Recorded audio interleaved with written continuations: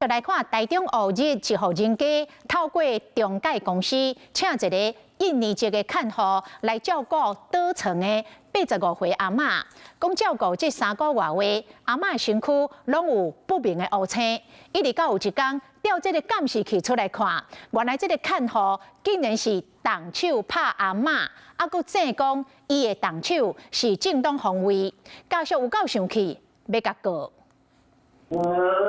印尼籍看护徛伫眠床边照顾病床顶85岁阿嬷，伊将物件放伫眠床边啊，这个阿嬷的脚无适宜甲踢着尔，伊就出力塞阿嬷的脚。阿嬷起身躯的时，这个看护出力拍这个阿嬷的腹肚甲胸坎，而且唔来一摆。阿嬷变身的时，看护出来直甲指阿嬷真疼，慢慢的伸手起来想要甲拍，抑阁无开力，看护的动作嘛无放较轻的，颠倒将伊的手掰掉。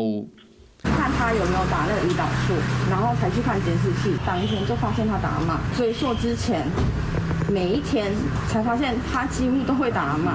阿嬷的查某孙仔讲，这位印尼籍看护是3个月前透过中华这间中人公司请来，应该予伊薪水拢提早予伊津贴嘛有加算，连伊身躯这条护腰带嘛是亲人买予伊的，想不到。 为开始照顾以来，阿嬷身躯顶落一直出现不明的乌青，本来当作讲是因为食药的关系，因要停药了有缘共款，一个钓鱼民婚真艰苦。他是跟警察说他没有打阿嬷，他是正当防卫，但是我看影片阿嬷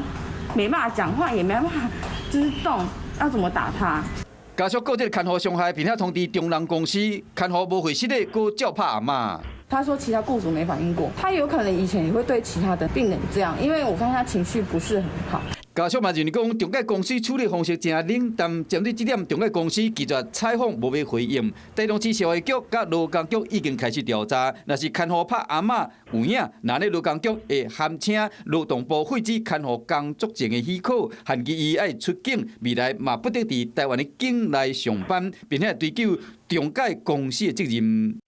Hello， 我是张新文。想要抢先掌握最及时的新闻资讯吗？赶快订阅、按赞、开启小铃铛，锁定华视新闻 YouTube 频道。